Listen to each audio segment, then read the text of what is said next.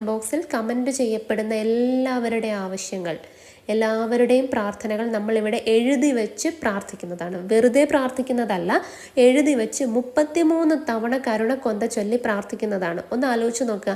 നിങ്ങൾക്ക് വേണ്ടി, നിങ്ങൾക്ക് യാതൊരു പരിചയവുമില്ലാത്ത ഒരാൾ ലോകത്തിൻ്റെ ഒരു ഭാഗത്തിരുന്ന് നിങ്ങളുടെ ആ ഒരു ആവശ്യത്തിന് വേണ്ടി 33 തവണ കരുണക്കൊന്ത ചൊല്ലി പ്രാർത്ഥിക്കുന്നുണ്ടെങ്കിൽ ദൈവത്തിന് ആ പ്രാർത്ഥന നിരസിക്കാൻ കഴിയുമോ? ഇല്ല, ഒരിക്കലുമില്ല. തീർച്ചയായും നിങ്ങളുടെ ആവശ്യങ്ങൾ നിങ്ങൾ കമൻറ്റ് ചെയ്യുക. വീണ്ടും വീണ്ടും കമൻറ്റ് ചെയ്യുന്നവരുടെ ആവശ്യങ്ങൾ വീണ്ടും വീണ്ടും നമ്മളിവിടെ എഴുതി വെച്ച് പ്രാർത്ഥിക്കുന്നതായിരിക്കും. അതുപോലെ നിങ്ങൾ ഒരു നിയോഗം മനസ്സിൽ വിചാരിച്ചുകൊണ്ട് ഈ വീഡിയോ നിങ്ങൾ 7 പേർക്കോ 14 പേർക്കോ അയച്ചു കൊടുക്കുക.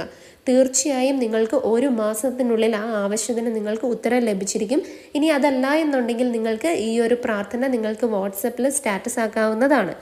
അപ്പോൾ ഞാൻ ഇന്ന് പറഞ്ഞു തരാൻ പോകുന്നത് പരിശുദ്ധ ജപമാലയെ പറ്റിയിട്ടാണ്. നിങ്ങൾ എങ്ങനെയാണ്